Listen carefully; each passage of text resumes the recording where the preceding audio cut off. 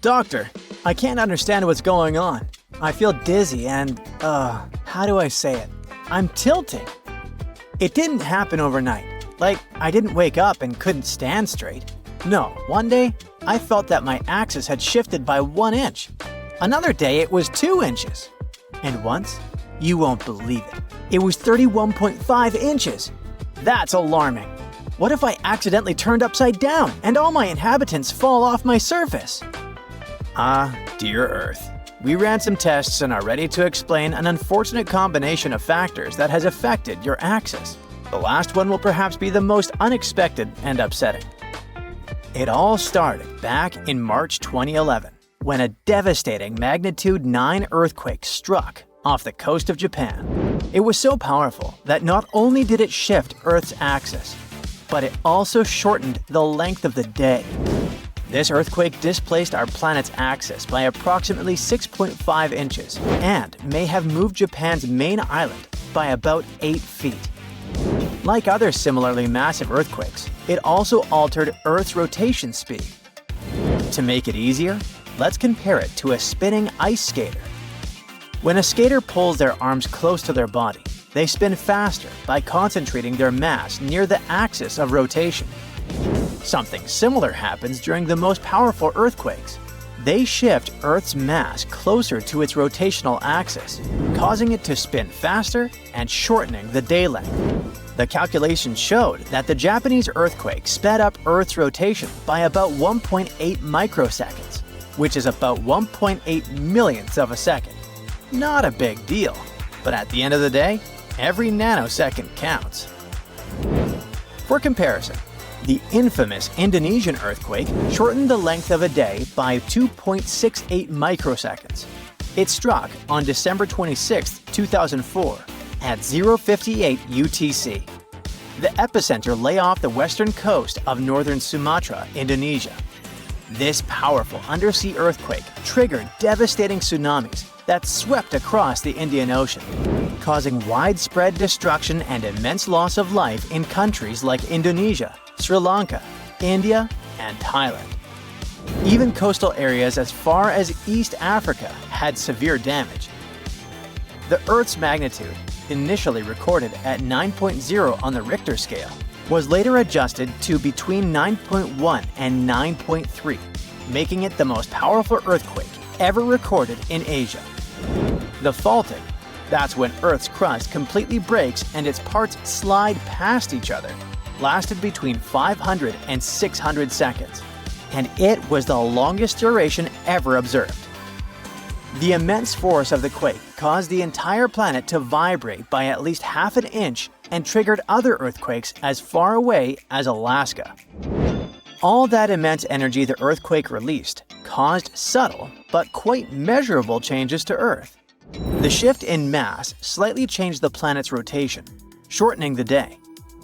It also caused a small wobble in Earth's axis from 1 to 2.4 inches toward 145° east longitude. So, when it comes to changes in Earth's rotation speed and axis, it's all about the redistribution of mass. This can happen naturally through disasters, but human activities can also trigger it. Take the Three Gorges Dam, for instance. This massive structure across the Yangtze River in China's Hubei province may seem to be an engineering triumph, but it's pretty ambiguous. Finished in 2012 after nearly 20 years, this massive dam is 7,660 feet long and 607 feet high. And yes, it is so big that it can affect the way our planet spins. Its reservoir is capable of holding 9.5 cubic miles of water, has enough mass to slightly alter the Earth's rotational inertia, slightly slowing the planet's rotation. According to NASA, the Three Gorges Dam reservoir could shift Earth's pole position by almost 1 inch and increase the length of a day by 0.06 microseconds. Dams aren't the only worry.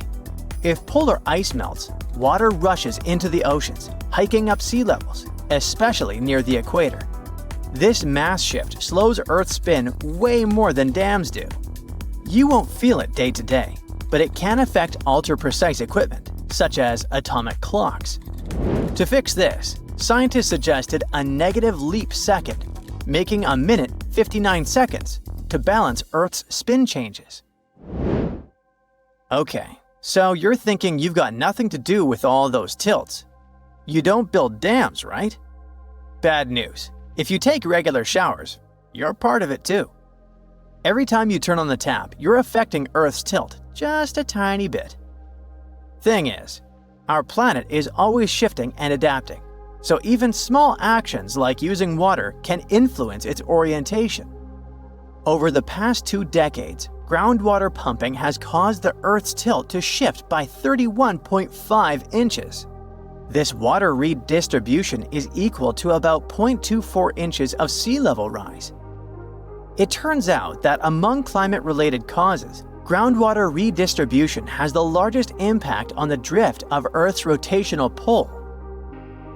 But what is groundwater? It's the water stored beneath the Earth's surface, filling the spaces in soil, sand, and rock. It comes from rain and other precipitation that seeps into the ground, collecting in underground reservoirs, aquifers. Unlike rivers and lakes, groundwater stays below the surface, acting like a natural water reserve. Thanks to it, we have a steady supply even during dry periods. Many people, especially in rural areas, rely on groundwater as their main source of drinking water. Farmers use it to irrigate crops, while industries depend on it for manufacturing and cooling systems. It sounds pretty harmless, doesn't it? How can something so useful cause our planet to shift? Well, a study covering data from 1993 to 2010 revealed that we've pumped about 2,150 gigatons of groundwater in that time. And this large-scale water removal has shifted the Earth's tilt and rotation. After we use groundwater, much of it eventually flows into the oceans, contributing to rising sea levels. In areas like Western North America and Northwestern India, people use a lot of groundwater, and it may have a connection to these shifts. Yikes, let's face it. All these findings are rather disturbing. But you know, understanding the impact of groundwater use is already a huge step in the right direction. Hey, I'm not done yet. This tilting issue isn't just about stuff happening on Earth. We also need to look at space. We've talked a lot about water, right? Well, you know that the moon has a big role in that. Its gravity is super important for forming tides and all that.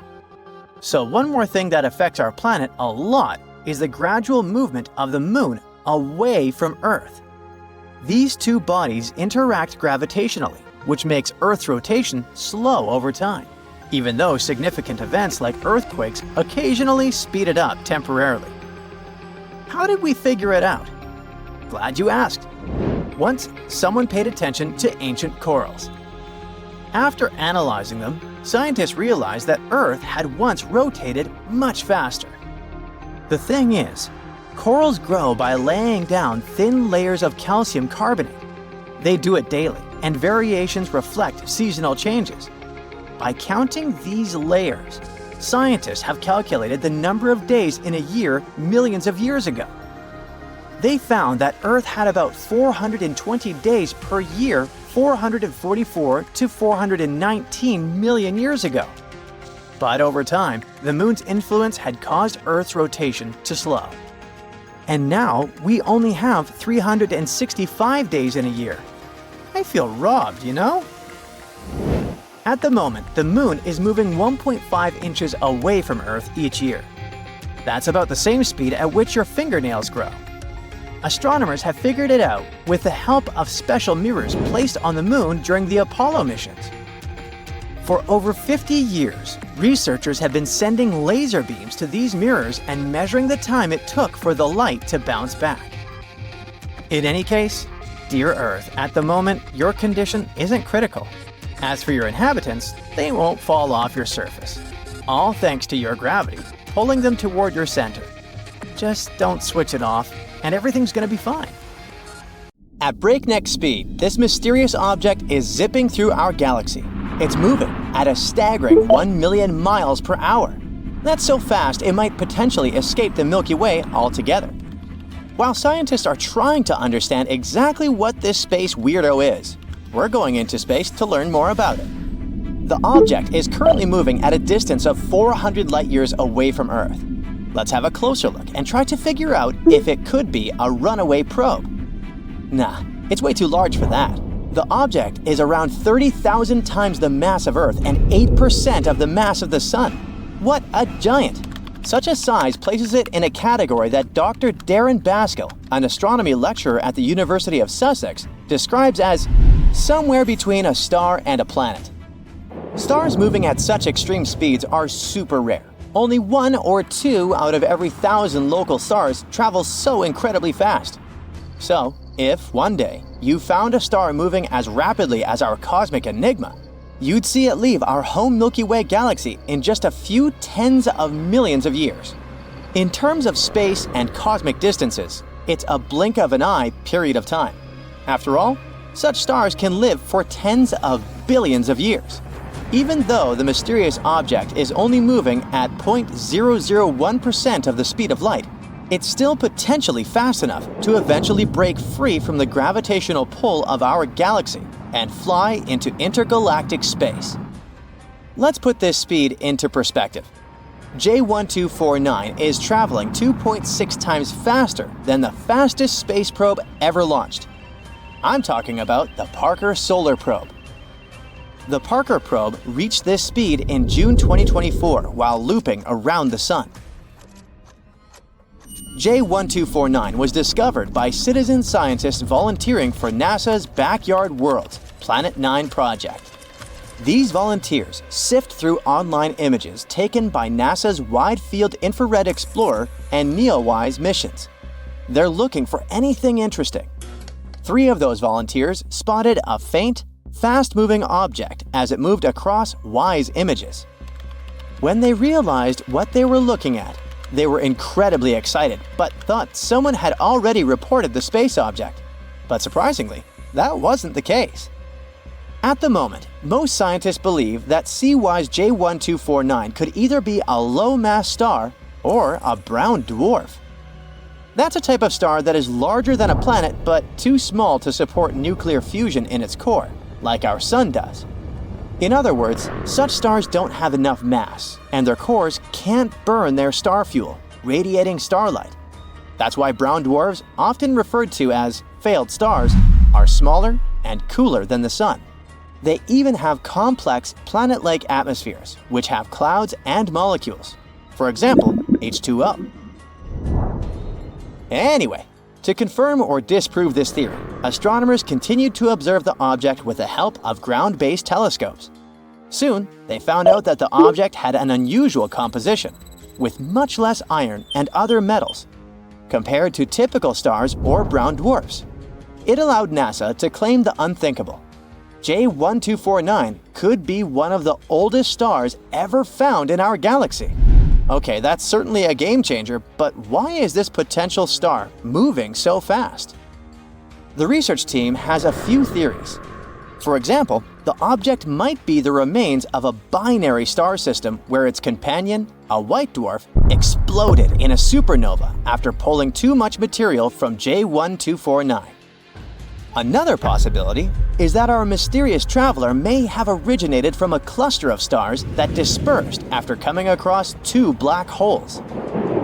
According to experts, one way to get to such extreme speeds is to fall toward an object and miss it. Such gravitational slingshots are how space probes are accelerated to extreme speeds, which allows us to explore the solar system up close over reasonable timescales. The same technique could also explain the speed of J1249. The star could have been born in the crowded center of our galaxy. Then it might have fallen toward a star, missed, and in the process was accelerated to extreme speeds. Well, let's leave astronomers to search for more evidence to confirm this exciting theory. Meanwhile, we're heading further to the binary star system 55 Cancri. It lies 41 light-years away from Earth and hosts an amazing planet, 55 Cancri e. also known as Janssen. This is a scorched super-Earth, 8 times the mass of our planet, and it orbits its star in just over 17 hours. Yep, the year on this planet is shorter than 1 day on Earth. Plus, it's 25 times closer to its star than Mercury is to our Sun.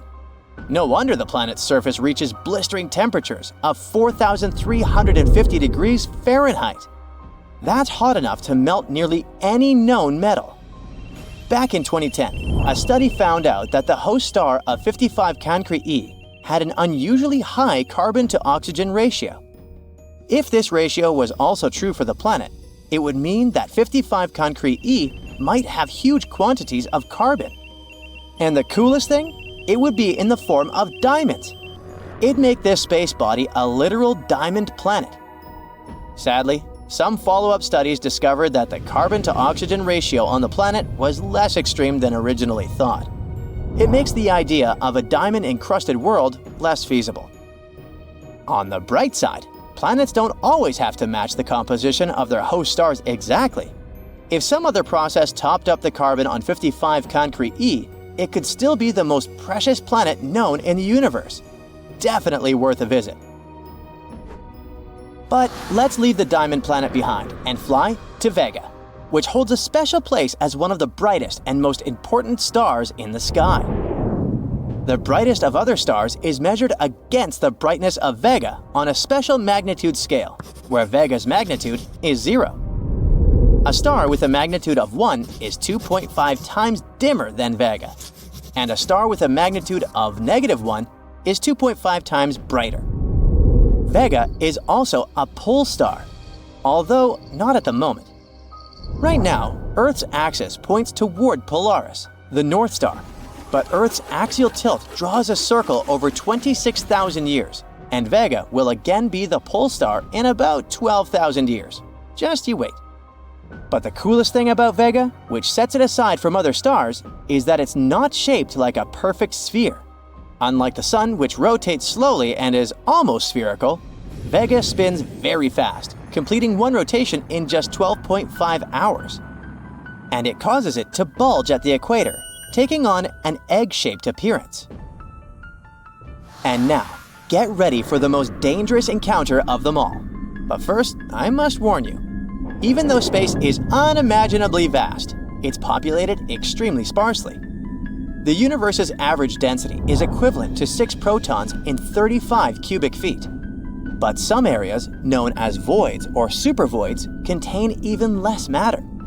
These regions are enormous and can span 30 to 300 million light-years, and there's almost nothing there. There are also places in the universe where time and space are distorted in ways that challenge our human comprehension, like binary black hole systems, where 2 massive black holes dance around each other before eventually merging. As they spiral closer, they release immense gravitational waves that ripple across space-time. The first detection of such waves was made by the Laser Interferometer Gravitational Wave Observatory in 2015, when it recorded the final collision of a black hole pair. In the final 20 milliseconds before the merger, the black holes released more gravitational energy than the total energy emitted by all the stars in the observable universe during the same period. But that's not all the universe has to offer. Once you start exploring, you can come across exoplanets like Corot 7b, where rock clouds form and send pebbles raining from the skies, or Kelt 9b, the hottest known planet with surface temperatures reaching 7,800 degrees Fahrenheit, or Tres 2b, the darkest planet ever discovered. It absorbs over 99% of the light it receives, making it blacker than coal. So, as you can see, in the vast, almost incomprehensible scale of the cosmos, mysterious, fast-moving objects, strange planets, and immense voids serve as a reminder of how much we have yet to learn about the universe. From planets with glass rain and oceans of lava, to worlds with 3 suns and giant diamonds, our universe is full of surprises. Sometimes we find celestial bodies that shouldn't even exist at all. But despite all logical reasoning, they live and thrive. In 2023, we discovered another impossible planet, TOI 5295b. Once again, our universe turns out to be much more complicated than we thought, and this isn't the only strange planet that we've discovered in recent years. So, let's take a look at a couple of these impossible planets. TOI 5205b is the first one on the list. This is an unusually large planet orbiting a small star. It's located about 280 light-years from Earth. It's quadrillions of miles, but on a cosmic scale, it's pretty close. This planet was discovered just recently, in 2023. So why is it so special? Because it doesn't follow the rules of planetary formation, like other planets in its neighborhood. TOI 5205b is a bit of a rebel because it orbits a tiny red dwarf star that's only 4 times larger than Jupiter. What's so weird about it, you ask? Well, you see, a red dwarf is basically like the runt of the litter in the world of stars. This type of star is rather cold, about 2 times colder than the Sun. They have a reddish tint, hence the name. And yep, stars work quite strangely. The closer they are to red, the colder they are, and the closer to blue, the hotter they are. Hey, I don't make the rules. Anyway, because of all this, they aren't very bright. So without a good telescope, you won't see them in the sky. But they aren't just some space losers. They're the most common stars in the universe. They also live much longer than our Sun, and thanks to this, they usually have a bunch of different planets orbiting them, including those similar to our Earth. So if one day we decide to find a new home, it may well be near some red dwarf. But here's the catch with TOI 5205b. It's a gas giant. Gas giants like, for example, Jupiter or Saturn, are the behemoths of the universe. These planets are mainly made up of gases like hydrogen and helium. They don't have a solid surface like Earth or Mars, so you can't exactly land on them without getting crushed by the immense pressure. And they're not called giants for nothing. They're absolutely massive. In fact, if you took all the other planets in our solar system and squished them together, they still wouldn't be as big as Jupiter. In other words, they're the gassy wrestlers of the planetary family. So, how is it possible that such a huge planet orbits such a small, weak star? Red dwarfs are usually considered too small to host gas giants. Moreover, it's physically impossible. Or at least, so we thought. But TOI 5205b had other plans and decided to form near a red dwarf anyway. It's like a small pea orbiting around a lemon, which doesn't sound that bad until you remember that Jupiter next to our Sun is like a pea next to a basketball. Only really big stars are able to keep such big planets nearby. This had astronomers scratching their heads as it went against everything they thought they knew about planet formation. And while we try to figure out how TOI 5205b managed to break the rules, the planet itself seems pretty content to blaze its path through the cosmos. And it isn't the only one. In recent years, scientists have discovered a bunch of such forbidden planets. So let's check out the other ones. For example, TOI 3757b, a giant planet with the density of a marshmallow. Imagine a giant planet that's so soft and fluffy it's like a marshmallow floating in space. That's right, TOI 3757b is a gas giant that's been dubbed the Marshmallow Planet because of its incredibly low density.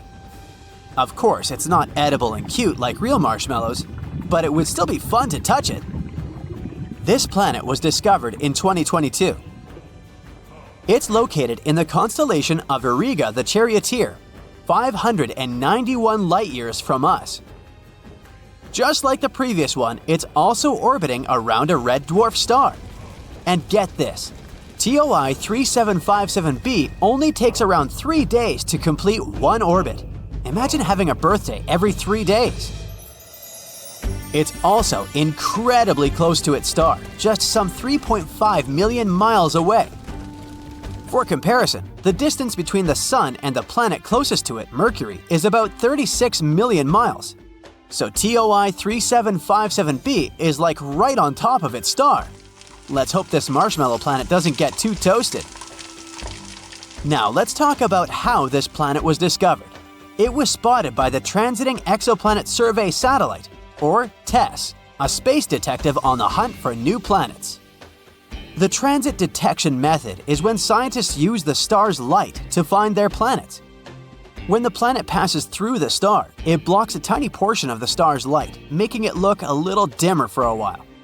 Scientists can detect this dip in brightness using special instruments. If the dip happens regularly, they can tell that there's a planet orbiting the star. The size of the dip in brightness tells scientists how big the planet is and how close it is to the star. If the dip is really small, that means the planet is probably pretty small too. And if the dip happens more frequently, that means the planet is probably closer to the star. And this is how we discovered our marshmallow planet and many other ones. Overall, TOI 3757b is a fascinating planet that's captured our imaginations with its unique properties. Now, let's move on to the next mysterious celestial body. TYC 8998-760-1b on the border of a planet and a star. Whew, that was a mouthful. Let me introduce you to a planet whose name I won't repeat. Well, this baby is also a gas giant. But not just any gas giant. In fact, it's so big, it could make Jupiter feel like a tiny pebble in comparison. I mean, it's 14 times the mass of Jupiter and 3 times as big around. Isn't that impressive? It orbits a very young, sun-like star 300 light-years away. This star is only 17 million years old, and yes, it's considered a baby among the stars. For comparison, our own Sun is about 4.5 billion years old. But the star itself isn't that interesting. The planet, on the other hand, is a bit of a weirdo. You see, planets just can't be that big. With its enormous mass, it should be a star. It's kind of like the Caspian Sea, which is considered the largest lake in the world. Just as the Caspian Sea isn't really a sea or a lake, this planet is the middle child of the universe. Not quite a star, but not exactly a planet either. Some scientists think that it might be a failed star, which is like saying a cake that didn't rise properly. And let's talk about its temperature. You know how you feel like a baked potato when it's 90 degrees Fahrenheit outside? Well, this planet laughs at us. Its estimated surface temperature is a whopping 2,600 degrees Fahrenheit. That's hotter than a jalapeno popper straight out of the fryer. This time, the planet was discovered by the imaging detection method. You see, capturing pictures of exoplanets is no easy feat. The star is always way brighter and ruins the pic. It's like trying to take a selfie with your crush while your annoying little sibling is jumping up and down in front of you. But scientists have a solution. They use some specialized optics and clever observation methods, like coronography. They basically block out the light of a star so that we can see the planet more clearly. Magic, right? And that's how they discovered this not-a-star planet too. And now it's giving scientists a lot to think about. It makes us question what we know about the formation of planets. Let's hope we'll find out more about it in the future. It's amazing to think about the weird and wacky things that exist in our universe, and these planets definitely fit the bill. Who knows what else is out there waiting to be discovered? Maybe someday we'll find a planet that's even more impossible than the ones we just discussed. Until then, keep your eyes on the skies and your mind open to the infinite possibilities of our universe. Whoa, something doesn't feel right. Everything seems shaky. It's definitely not an earthquake, and it's actually getting worse. The clouds seem to move quicker than usual, and the animals are going into a frenzy. The news anchor pops up on the TV in an alarmed tone and says, "Good morning. We're sorry to interrupt your program. Scientists have just discovered that the Earth's rotation has been fluctuating at an unusual rate. A group of specialists believe that the Earth is increasing its rotation with every second, and they don't know why. Even if the Earth increased its speed by 1 mile per hour, the day would only get shorter by a minute and a half or so. We wouldn't really feel it, and you could go on like nothing is happening. But as the Earth spins faster, our bodies, which are adjusted to a 24-hour timing, will have a hard time trying to cope with it.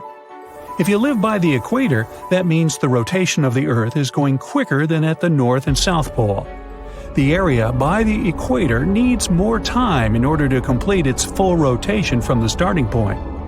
You'll experience more rain than usual. The Earth's rotation keeps the weather consistent and balanced so that nothing abnormal happens. But because the Earth is moving so fast, the weather is acting up. We'll start to see more storms and more cozy days inside, sipping on hot cocoa. Even though it seems weird, everyone can go about their day. But if the Earth picked up some speed and moved at 150 feet per second, the day would be reduced to only 22 hours.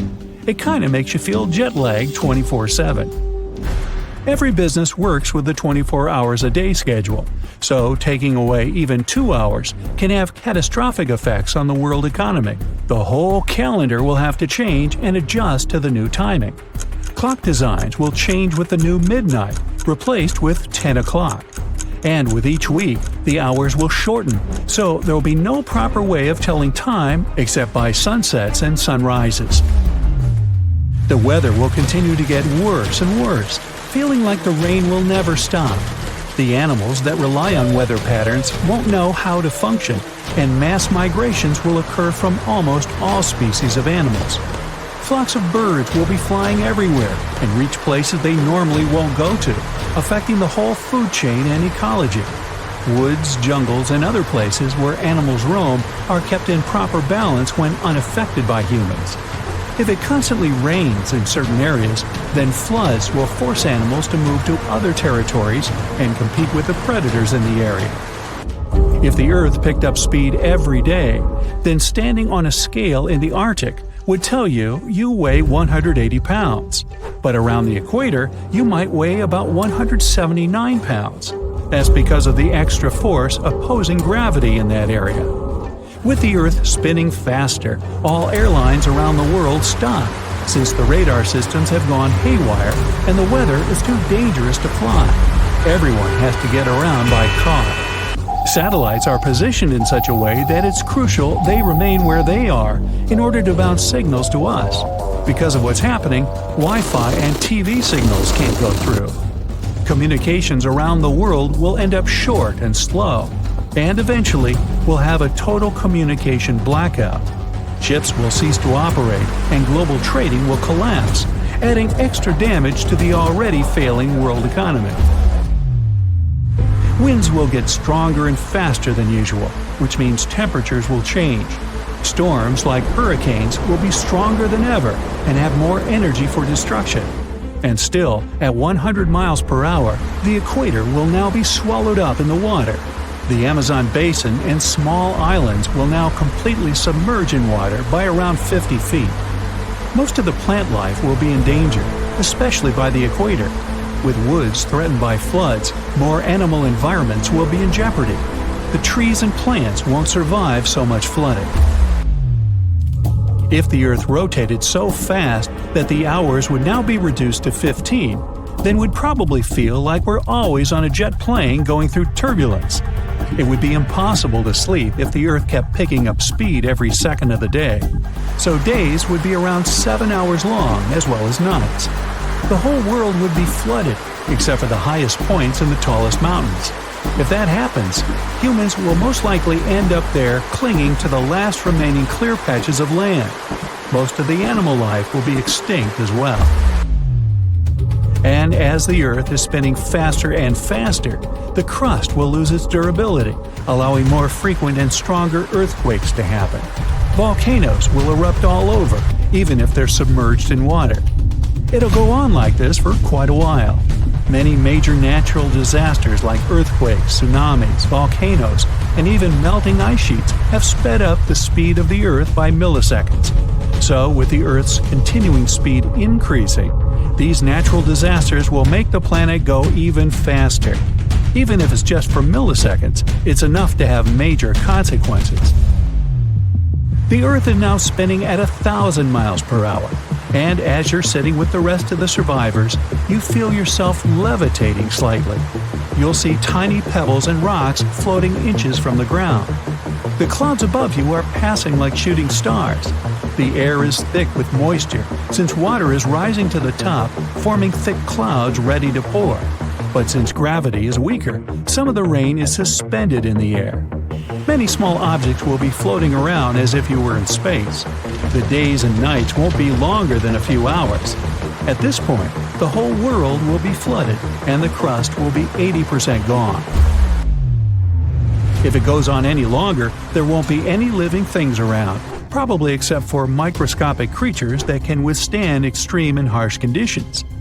The Earth would need to spin at approximately 17,600 miles per hour to cancel out the gravity for things to start floating around. At this point, all the water in the ocean will rise and look like reverse rain.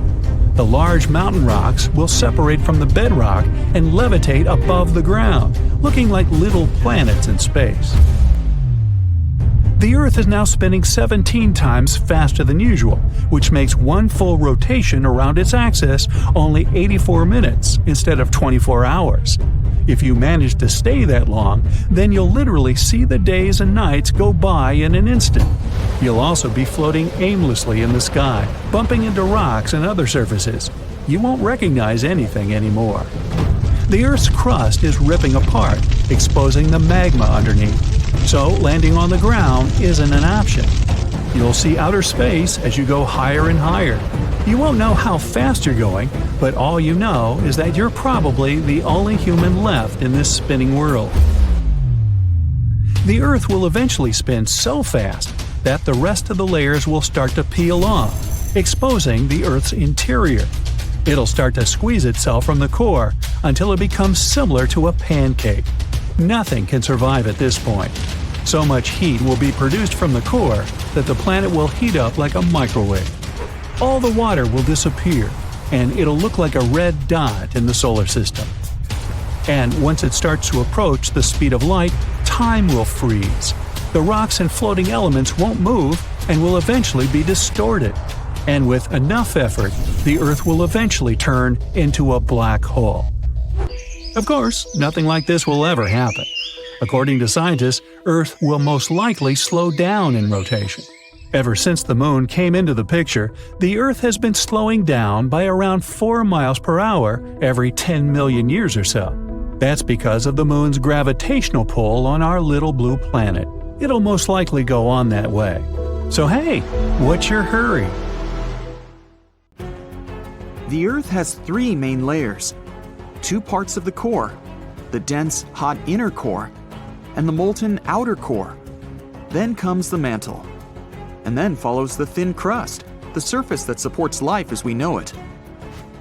At least, that's what we thought, because now scientists found a new mysterious layer located deep within the solid inner core. Earth's inner core is approximately 2/3 the size of the Moon, and made of nickel and solid iron. It's burning hot. The temperature at the center of our planet is the same as at the surface of the Sun. The outer core can reach almost 10,000 degrees Fahrenheit. It's difficult to explore it because we can't go there, and it's like looking through a really dirty window of 3,200 miles of molten metal and rocks. But we can rely on laboratory experiments on heated pressurized rocks, signals from seismic waves, and computer models. When an earthquake hits, it sends out seismic shock waves. Those waves travel through layers at a different speed, depending on the direction they go and the material they move through.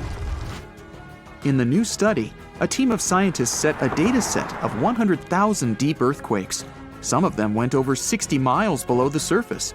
When an earthquake happens on one side of our planet, scientists track its waves all along to the other side. Waves change when they come to the other side, so scientists try to understand the materials these waves have passed through. They found a new layer in the core of our planet thanks to earthquakes. Normally, Shock waves travel along the equator, but down below, they digress and go into different directions, about 60 degrees to the side. When waves pass through the inner core going from north to south, they will travel more quickly than waves going through the core parallel to the equator.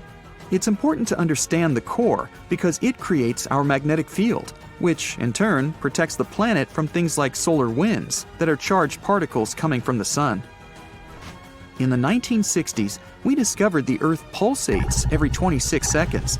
It's like clockwork, a giant heartbeat. The ground is slightly shaking, but we mostly don't feel it. Researchers can still track it. Some of them think the continental shelf comes as a huge wave break under the oceans. For example, the highest part of the North American continent falls off into a deep abyssal plain. One theory says waves hit this spot, producing regular pulses. It's like having all kinds of drums. You hit them with your hands and accidentally slam that one spot that produces the right harmonic bang to rattle our entire planet. If this theory is true, we're lucky there are no more spots like this that can shake the Earth. Other scientists believe the pulsation happens because there's a volcano near the critical spot, the island of Sao Tome in the Bight of Boni. You're walking, running, and jumping, but when you stop, it always feels like you're standing still. In reality, you're moving even when you're perfectly still because our planet is always on the move. Depending on where you're at, you could be spinning through the universe at more than 1,000 miles per hour.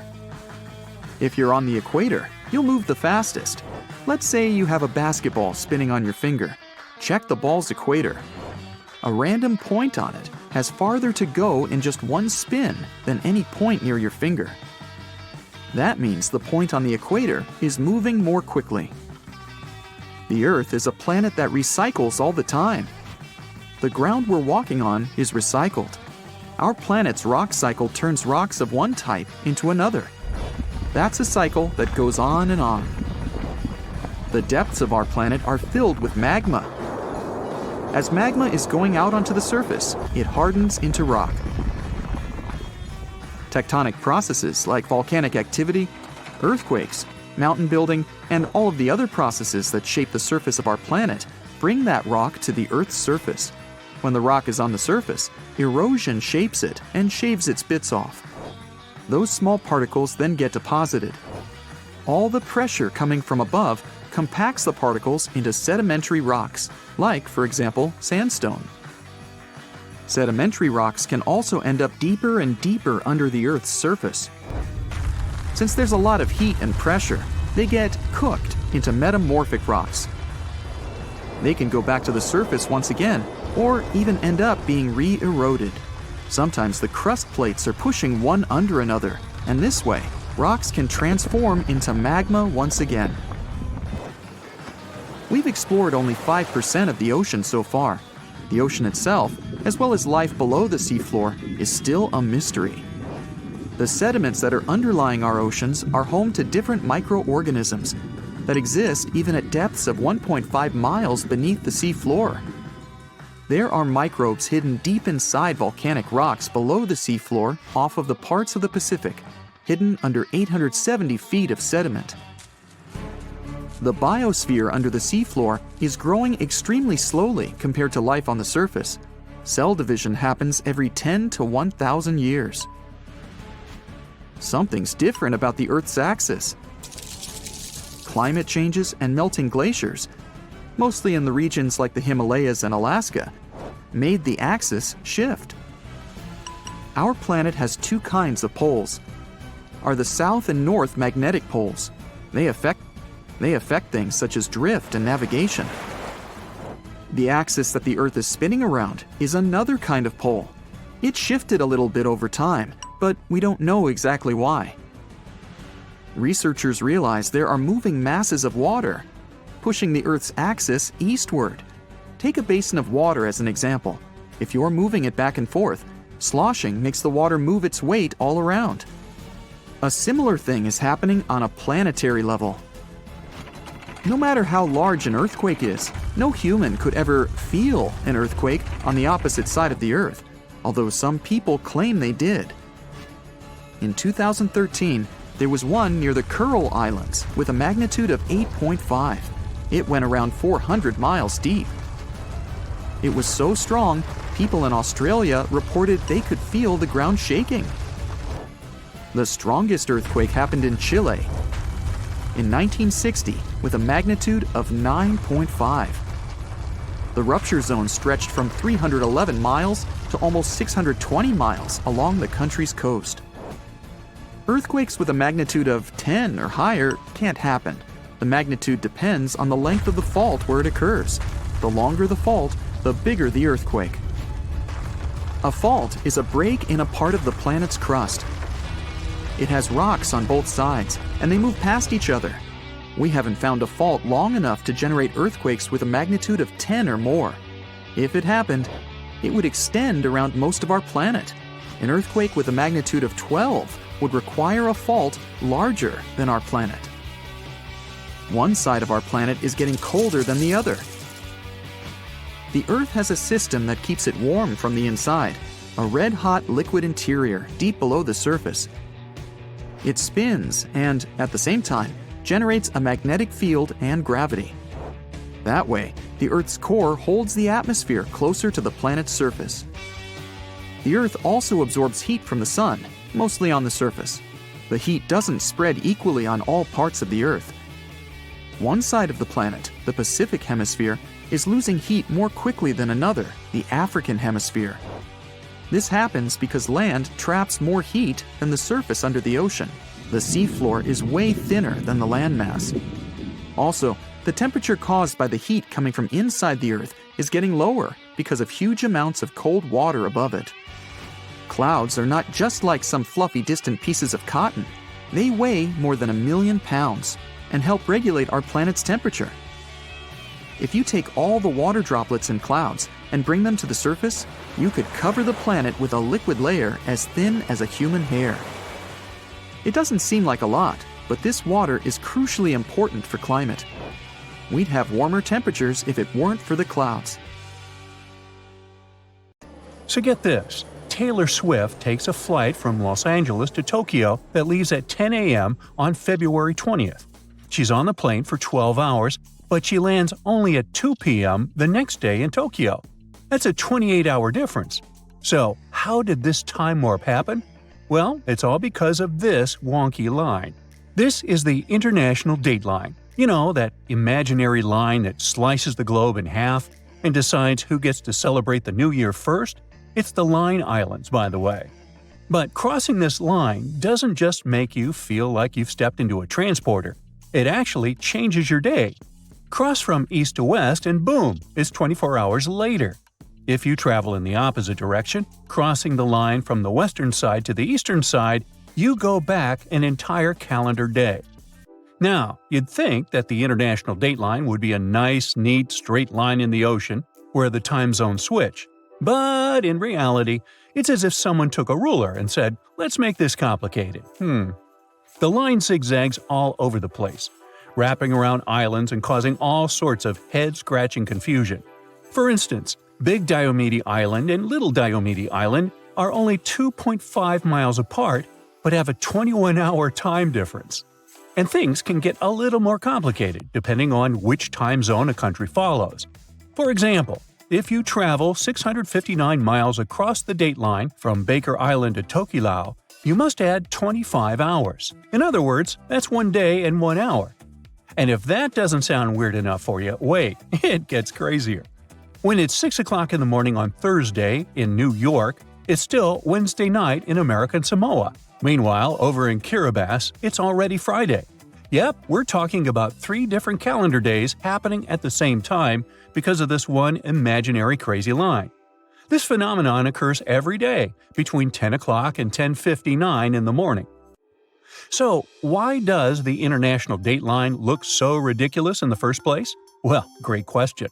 Although these zigzags may seem completely arbitrary, they actually have a logical basis. It's pretty much a made-up concept based on the Earth's rotation. The Earth is always spinning, thank goodness, and it takes about 24 hours, or a day, to complete one full rotation. To keep things in sync, People took the Earth and divided it into 24 time zones, each 15 degrees apart. But what is the starting point for a day on Earth? Well, basically, people needed to figure out which of these 24 zones or lines would be the starting line, or the chronocenter. They needed a reference point, a line where they could begin adding or subtracting time as you move east or west. That line is what we now call the prime meridian. But here's the catch. Deciding where to put this starting line, the prime meridian, is totally arbitrary. The idea of establishing a line where days begin and end goes all the way back to at least the 1300s. Back then, map makers were doing their own thing, picking their own east-west dividing lines called meridians, which, by the way, is just a fancy Latin word for midday. Without a universal standard for when a day officially started or ended, sailors on long voyages just had to wing it, figuring out how to handle the time they were gaining or losing along the way.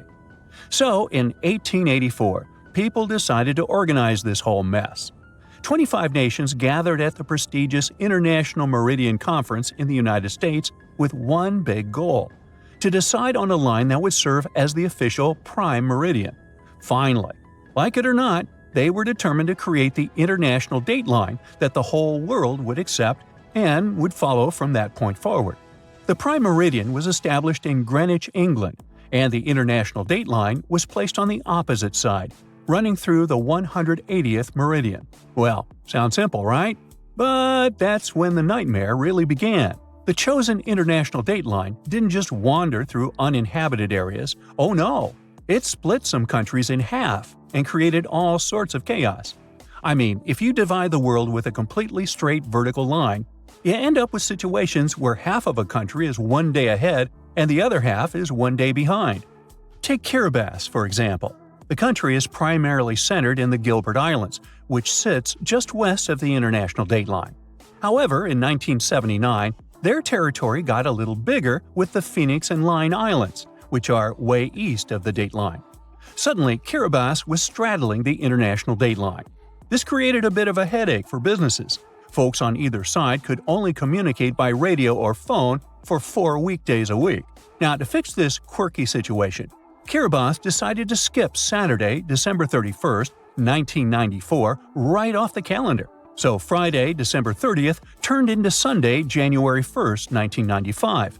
And just like that, New Year's Day came a day early. Woohoo! After that, the date line moved eastward to go around the entire country. So the same thing that happened to Kiribati happened to other countries as well. For example, when they got to the Aleutian Islands in Alaska, the line made another detour to include them. And when they got south of the equator, well, guess what? Another eastward bend to cover even more islands. And that's pretty much why the straight line started to get a bit ziggy-zaggy. This wonky line is designed to avoid land as much as possible, so there's less hassle when it comes to changing days. So, no, you can't stand between the international date line, like having one foot in one day and the other in the next. But you can cross it by boat. In fact, some fancy trans-Pacific cruises even offer a time travel package for adventurous travelers who want to cross the line and jump into the future. Now, in the end, the international date line looks this ridiculous because it was constructed based on a series of arbitrary decisions, historical quirks, and a whole lot of confusion. But it's not just because people organized it in the 19th century that there is no confusion regarding time zones today. Another thing that the prime meridian establishes is Coordinated Universal Time, the famous UTC. Now, UTC never changes for daylight savings time or anything else. However, in 1908, Canada decided to spice things up by creating Daylight Saving Time, or DST. Their idea was to set the clocks 1 hour ahead of Standard Time to make better use of sunlight in the spring and summer and fall evenings. The idea was so brilliant that most countries jumped on board, but not everyone. Just look at Nepal. They have never ever used the Daylight Savings Time, which means their clocks do not change throughout the entire year. As you probably know, countries with large territories often have more than one time zone. Just like the United States, which has 11 time zones. Australia has 9, while India is a special case. Look, India is a big country with an area that stretches around 1,800 miles from west to east. so it should have 3 time zones in total. But they only have one. This means that the sun rises almost 90 minutes earlier in Dong in the Far East than in Guharmoti in the West. And why do they have only one time zone? Well, basically, because they can. Just remember that the international dateline and time zones are invisible, artificial, and now you know, totally arbitrary. So, if a country wants to stick with just one time zone to simplify processes and business operations within its border, then hey, why not? Okay, watch your step now. Millions of gallons of hot magma are gathering in one flow and rising thousands of miles to the surface of our planet. A massive fracture in a tectonic plate shakes the ground and fills the air with a loud hum. Fire, gases, lava erupt from the dark, unexplored depths of Earth's crust. A planetary-scale catastrophe has just happened, and no one's noticed it. Now imagine you're having fun on a luxury yacht somewhere in the southwestern Pacific Ocean, drinking cocktails and sunbathing. At this moment, one of the most powerful volcanic eruptions in the planet's history is happening right below you. But you don't feel anything. You don't even drop your glass. Yeah, you can hear a strange sound coming from the ocean depths. You see foaming water and pieces of pumice floating up to the surface. But it doesn't bother you much. So how did it happen that we missed such a powerful eruption in 2012? Why did scientists find out about it only a few years later? The answer is simple: water. An eruption of an ordinary volcano is a huge disaster. There are incandescent liquid metals and molten rock containing almost the entire periodic table inside our planet. All of this soup is called magma, and it's constantly boiling inside the subsoil of our world. This hot substance is lighter than the surrounding crust, so it always rises. Fortunately, the planet's surface is strong enough and doesn't allow magma to splash out.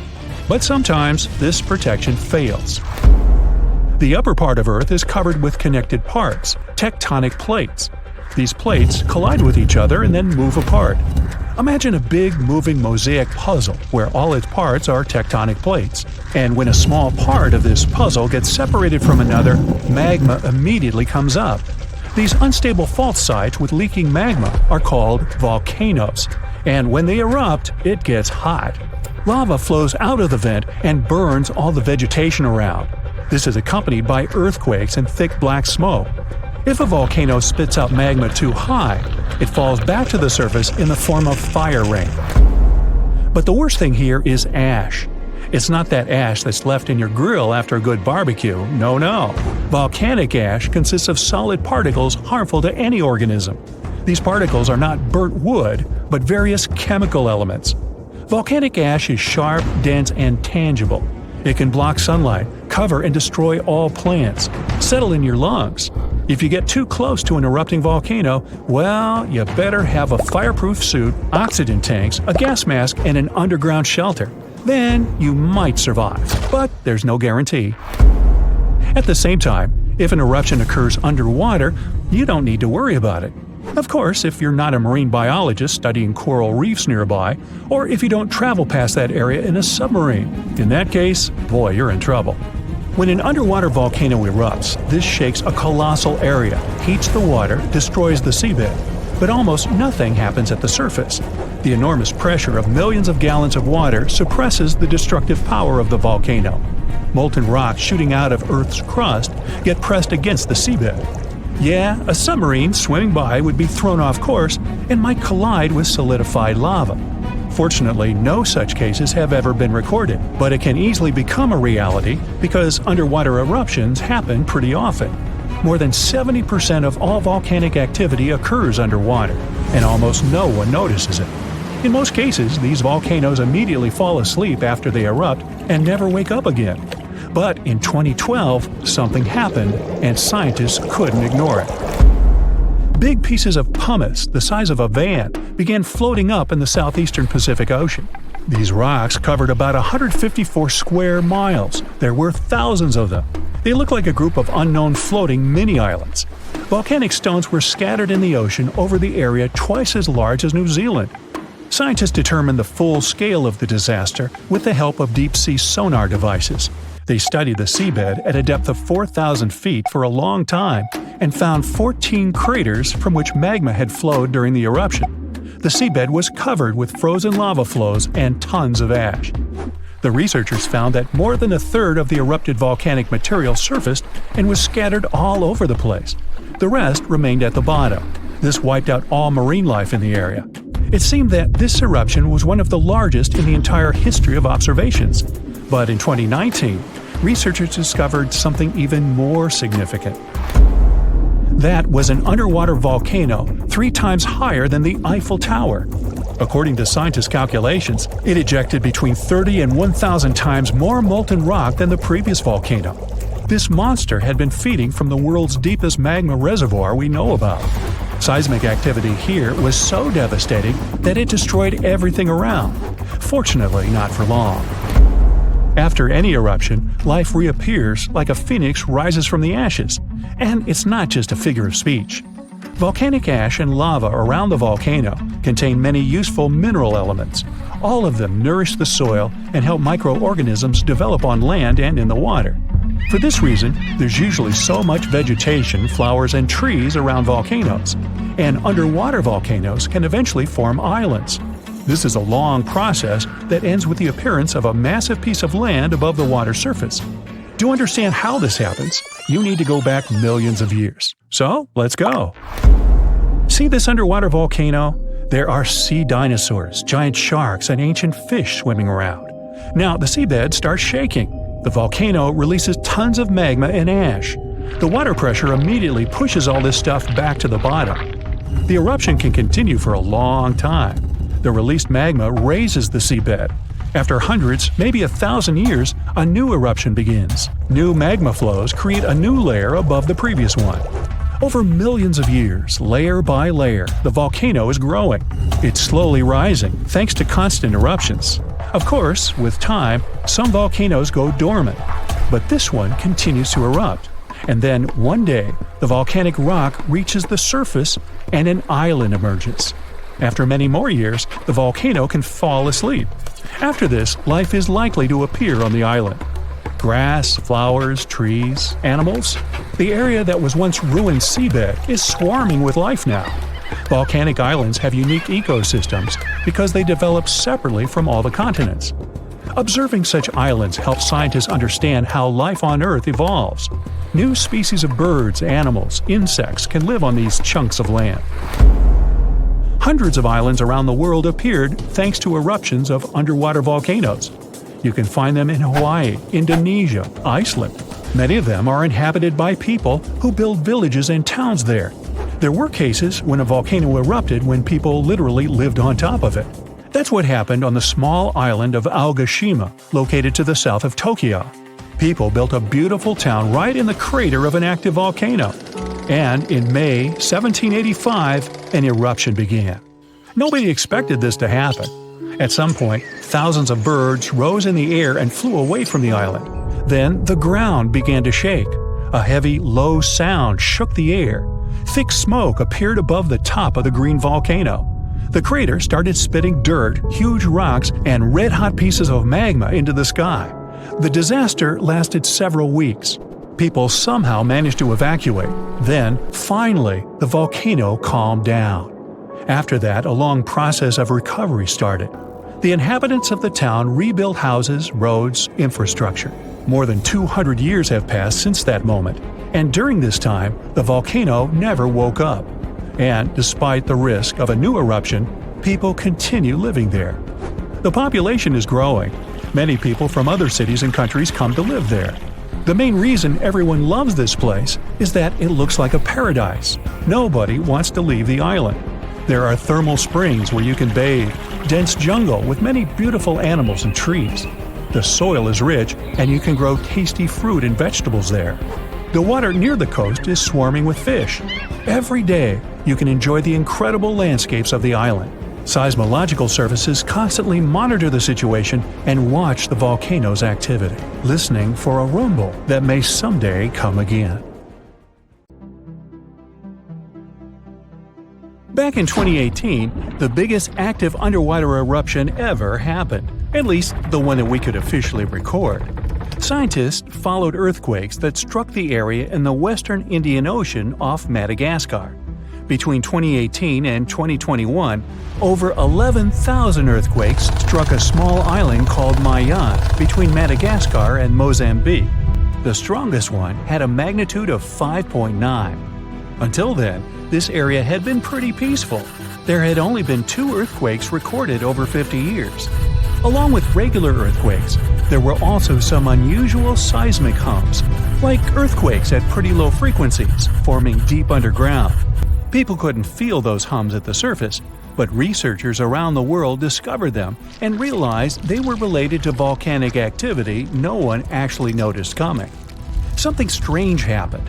That underwater eruption created a giant skyscraper-sized volcano. This new underwater volcano turned out to be around 1.5 times the height of One World Trade Center in New York, and almost 10 times bigger than the Statue of Liberty. The area where it appeared had been explored in 2014, but it was almost flat, peaceful, and empty back then. Now, there is an actual volcano nearly 8,500 feet below sea level. The volcano gets its magma from a super profound reservoir located nearly 34 miles underground. It's the deepest reservoir of volcanic magma that we know about. The Earth has layers, and the middle one is kinda chunky. It's very much like peanut caramel filling many chocolates have. Research shows there are probably hunks of oceanic crust deep inside the Earth's liquid mantle. They're stuck there, creating large lumps in something that was supposed to be a smooth layer. Our planet has a rigid outer layer. It includes a hot upper mantle and cracked crust. The hot mantle moves and churns all the time, making the crust at the surface move too. This way, the oceanic crust dives into the depths and makes huge magma plumes go up toward the planet's surface. Scientists even found an ancient piece of the Pacific Ocean hundreds of miles underneath China. Those are the old remains of the Pacific seabed from long ago, and they were pulled downward below Earth's surface into the mantle transition zone. This rocky slab that used to be at the bottom of the ocean is made of the crust and some solid parts of the upper mantle. Most of the volcanic activity on our planet happens where we don't even see it, under the surface of the ocean. About 70% of all volcanic activity happens in the oceans, and mostly in the area of the South Pacific, with over 1,100 volcanoes squeezed into that area.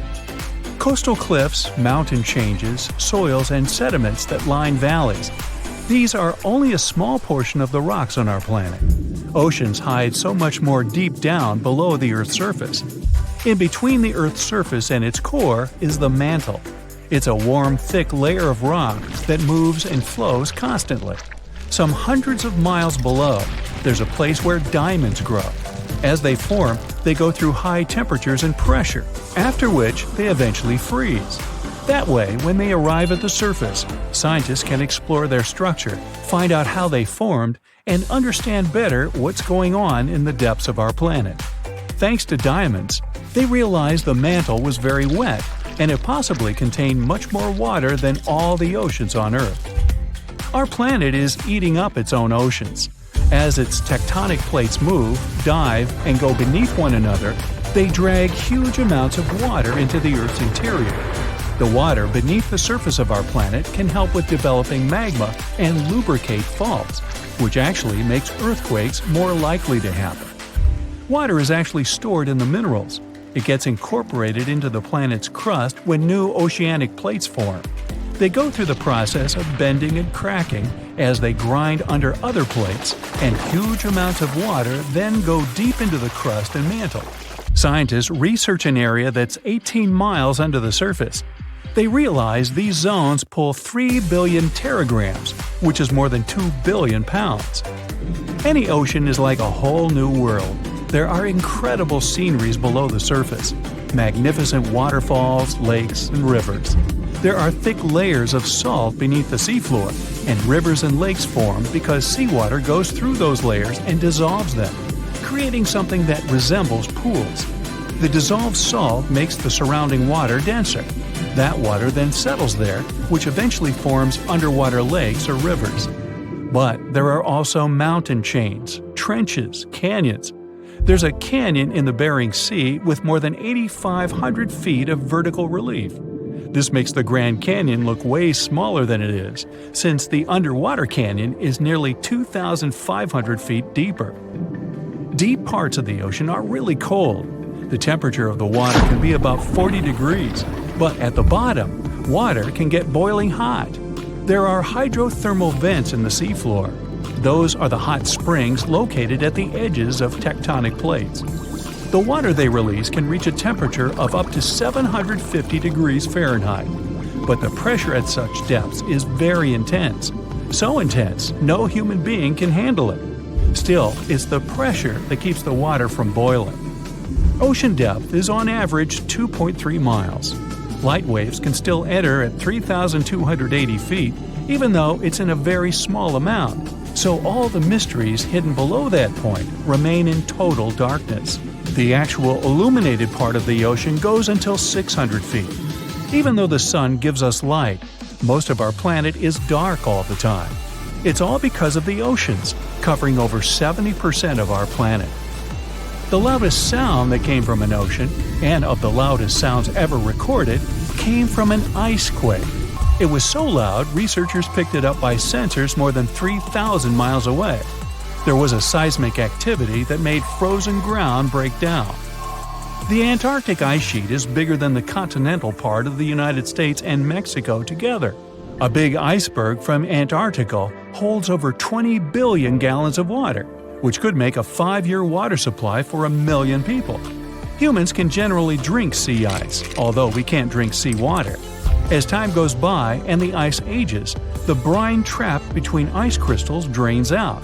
That way, ice becomes fresh enough to consume it.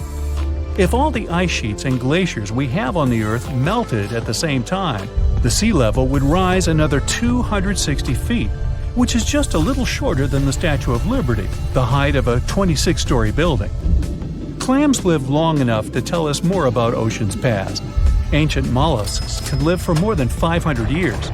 To learn more about a tree, you can use its rings to see how old it is. To learn how old a mollusk is, you can examine its rings within the shell and tell. This is also how scientists get information about the ocean, climate, and whatsoever. Clams can help take a look at what happened about 1,000 years ago. The Earth doesn't have 4 but 5 oceans now. The new one, called the Southern Ocean, was officially recognized only a few months ago. It borders the Atlantic, Pacific, and Indian Oceans, so scientists couldn't agree if it's really a new ocean or just part of the colder regions of these 3. We don't only divide oceans on maps. Each has different conditions for unique marine species. For example, the Southern Ocean has leopard seals, orcas, minke whales, emperor penguins, and other animals that live in cold, icy seas. It's also home to krill, small creatures that look like shrimp and are food for many bigger animals that live there. Life on our planet started about 3.5 billion years ago. I wasn't around then. It's still a mystery how and when exactly, but some theories say life could have first emerged in the depths of the ocean. A few years ago, scientists found microscopic tubes and filaments within rocks formed about 4 billion years ago. These rocks are fragments of ancient oceanic crust. Also, these tiny tubes and filaments are similar to microbes that can still be found on hydrothermal vents in deep parts of the ocean. The idea is these living cells found conditions to stay alive in tiny rocky pores inside the chimneys of those vents, and started the amazing adventure of the evolution of life on our planet. Like the little engine that could, NASA's Curiosity rover has been bravely crawling over Gale Crater on Mars, trying to see what could have happened billions of years ago that made the planet a red desert. And it looks like it might have finally stumbled upon something. While life seems impossible on Mars now, eons ago, it may have been a world more like Earth, with a thick atmosphere, water, and maybe even life. And it seems things changed just recently. Studies show that just 3 billion years ago, the northern hemisphere of Mars might have hosted a stable ocean. On Earth, the Archean eon was in full swing.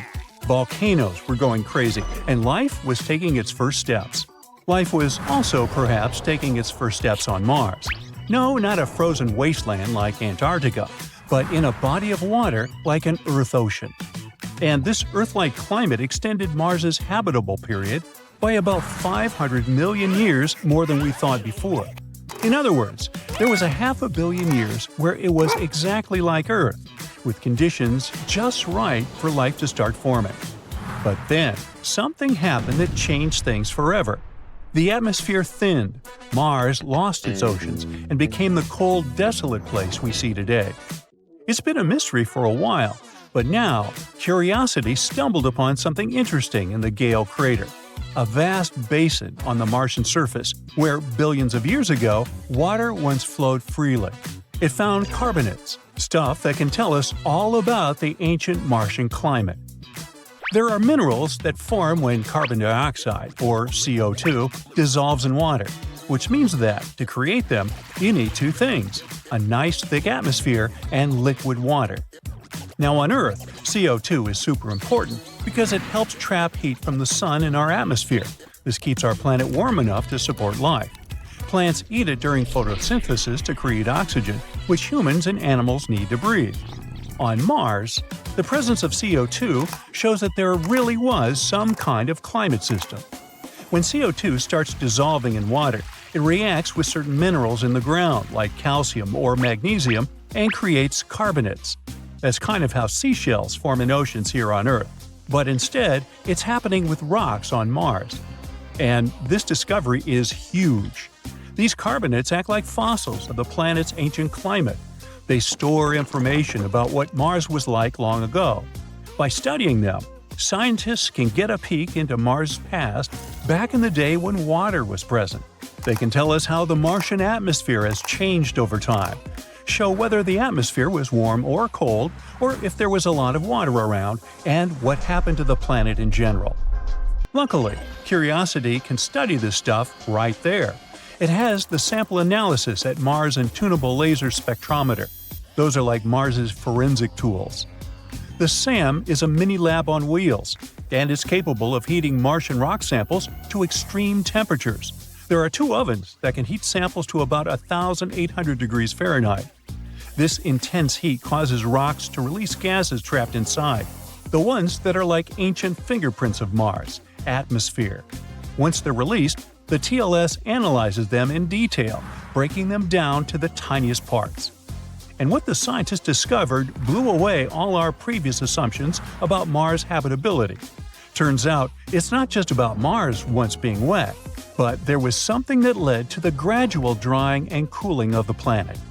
In other words, Mars's water didn't just disappear. It evaporated quickly under extreme conditions. So, what happened to it? Astronomers produced 2 possible explanations. The first one says that Mars went through periods where it was sometimes wet and sometimes dry. The water didn't last a long time.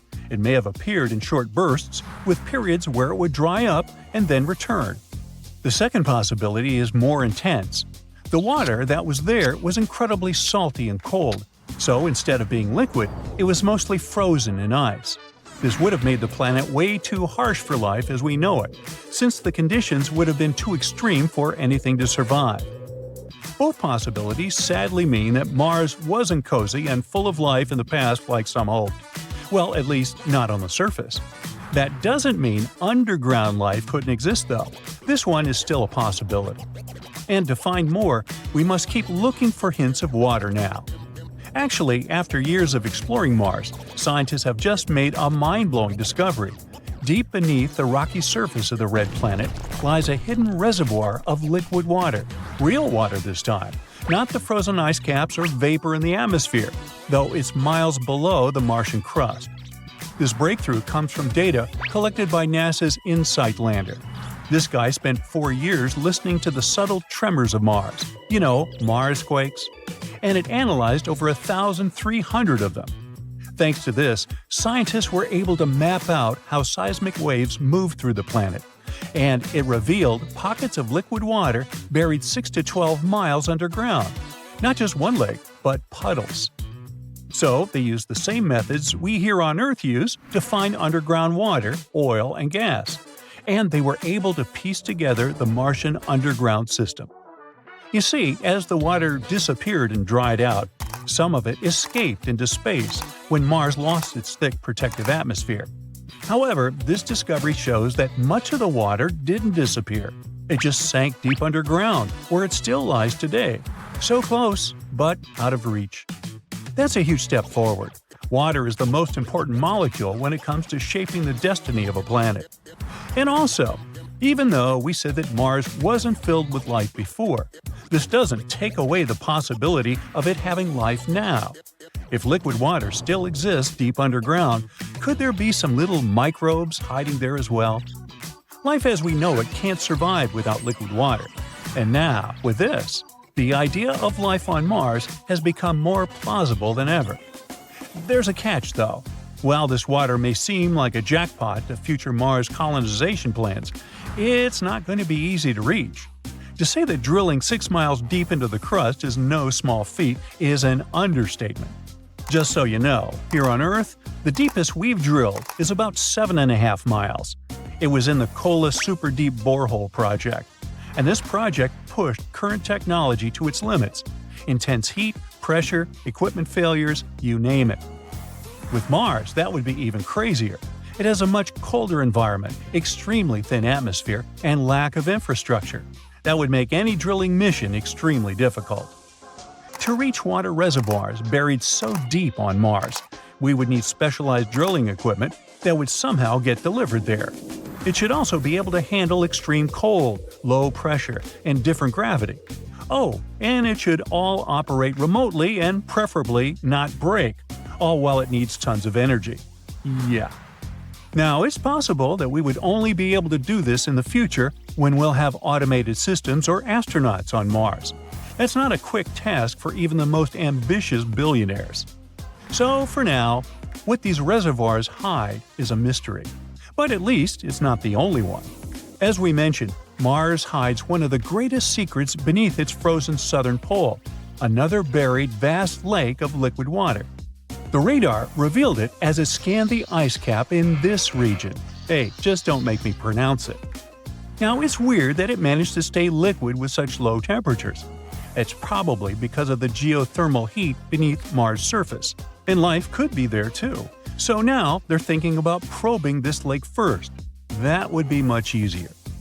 Curiosity's work is incredible, and it keeps helping us peel back the layers of Mars' ancient climate, giving us new pieces to the puzzle of what happened to our neighbor. And this could help us avoid similar mistakes in the future. Space, the final frontier. It's a vast and mysterious expanse that has fascinated us for centuries. But as much as we've learned about it, there are still plenty of things that we've been lied to about when it comes to space. Let's take a look at some of the biggest lies we've been told about this topic. First off, we have the idea that space is just this pristine, untouched wilderness. But that's not exactly true. We've been littering space with our debris for decades. Everything from old satellites to rocket parts. In fact, there are over 20,000 pieces of debris orbiting Earth right now, and they're causing all sorts of problems for future space missions. So if you're planning on visiting space anytime soon, watch where you go. You never know what kind of garbage might be floating around. Did you know that the sun is not actually yellow? It's green. Well, kind of. You see, scientists measure the temperature of a star by the color spectrum it emits. Cooler stars appear red, while the hottest of stars look blue. Our sun emits most of its energy at a wavelength that's close to green.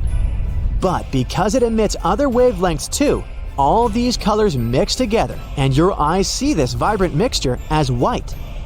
From Earth, however, the sun looks yellow because our atmosphere is really good at scattering blue light. If our star was actually yellow, Earth would become a frozen rock, and we'd all be polar bears.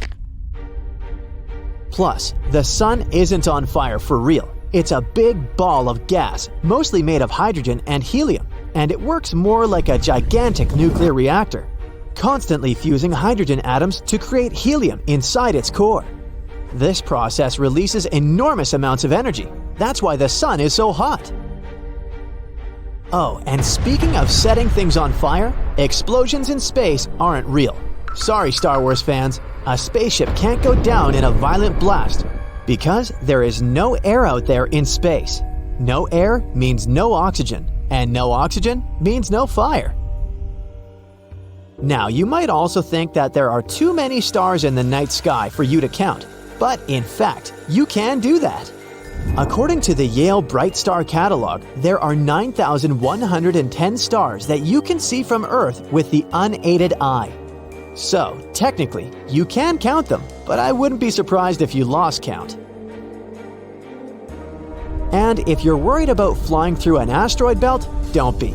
Although it does have trillions of space rocks that range in size from space dust to a quarter of the size of the Moon, they're very spread out.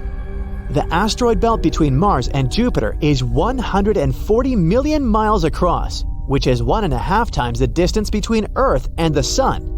This spreads space rocks thousands of miles apart, making it almost impossible for a spacecraft to collide with one. You'll instantly freeze in space without a suit. Nope, you won't turn into a popsicle right away. It's going to take a bit longer than that because heat and cold don't really move very quickly in the vacuum of space. But unfortunately for you, there's a bigger problem at hand. You won't be able to breathe. After just 15 seconds, your brain won't be getting enough oxygen from your blood, and you'll pass out. And then after just 2 minutes, it's curtains for the rest of your organs. So, in short, if you find yourself playing astronaut without a spacesuit, it's game over pretty quickly. Did you know that space doesn't have any temperature at all? That's because the temperature is defined by the speed at which particles move and the amount of energy they have. In the true vacuum of space, there are no particles to move around, making it temperatureless. Of course, some parts of space are really hot, like areas around stars. But the further away you get from stars, the more spread out particles are, making those areas of space pretty chilly. Number 9 is our planet's shape. No, it's not flat, but it's not a perfect sphere either. Yeah, it bulges at the equator because of our planet's wild spin. It's like Earth is doing its own little dance. And because of this bulging, launching spaceships from the equator is much easier than from the poles. Now, when it comes to sound in space, it's a bit of a tricky situation. You might think that no one can hear you scream, but that's not entirely accurate. The thing is, sound needs something to travel through, like air or water. In space, things are super spread out, so all those epic space battles and galactic explosions would be completely silent. Yet there are some places in space with enough particles for sound to travel through. For example, you can hear the black hole at the center of the Perseus galaxy cluster. Another myth is about zero gravity. That's not a thing. There's still some gravity hanging around the International Space Station, about 90% of what we feel on good old Earth. But astronauts get to float around because they're basically free-falling around the planet. And let's be real, Hollywood's version of space travel is not factual. Sure, orbits are a thing, but different altitudes mean different speeds. So moving from one orbit to another isn't exactly a walk in the park. You can't just push yourself in the right direction and hope for the best. You gotta take those orbital velocities into account. This reminded me of the 2013 movie Gravity and how Sandra Bullock tried to survive in space. Hollywood sure added some fuel to these myths. Yet again, who can blame them? Back in 1976, NASA's Viking 1 spacecraft snapped a photo of a curious rock formation on Mars that looked suspiciously like a face. Some folks out there claimed that it must have been proof of extraterrestrial life on the red planet, but NASA had a different take. According to the space agency, the face was nothing more than a bunch of rocks piled up in such a way that the shadows they cast created an illusion of facial features. It turns out it was just a regular hill that got a little too much credit for being photogenic. The solar system stays in place. Lie! It's zooming through space at a speed of 140 miles per second, which means that it's whizzing through the cosmos faster than a cheetah chasing its prey. It takes us 230 million years for the solar system to complete a full orbit around the Milky Way. It's a good thing it isn't getting a speeding ticket, because that would be one astronomical fine. Eh? Without the sun, planets would be pretty chilly. We're talking about temperatures as low as -455 degrees Fahrenheit. Brr! But with the sun around, the planets get to enjoy much more livable temperatures. Of course, not all planets are created equal. Mercury, for example, is the closest to the sun. Venus, on the other hand, is farther away, but somehow manages to be even hotter than Mercury. The distance from the sun isn't the only factor that affects a planet's temperature. Other things like the planet's size and reflectivity also come into play. So Mercury being the hottest planet in our solar system is a false proposition. No, just because it's the closest one to the sun doesn't mean it's the hottest. Even though we've been deceived in some ways, that doesn't make space any less amazing. It's still a vast, beautiful, and utterly fascinating part of our universe. And there's still so much we have yet to discover. Who knows? Maybe one day we'll really discover little green people out there. Or maybe we'll find out something even more incredible. Until then, we'll just have to keep dreaming and exploring. There, you got 14 things on our list. Do you have any other space myths to debunk?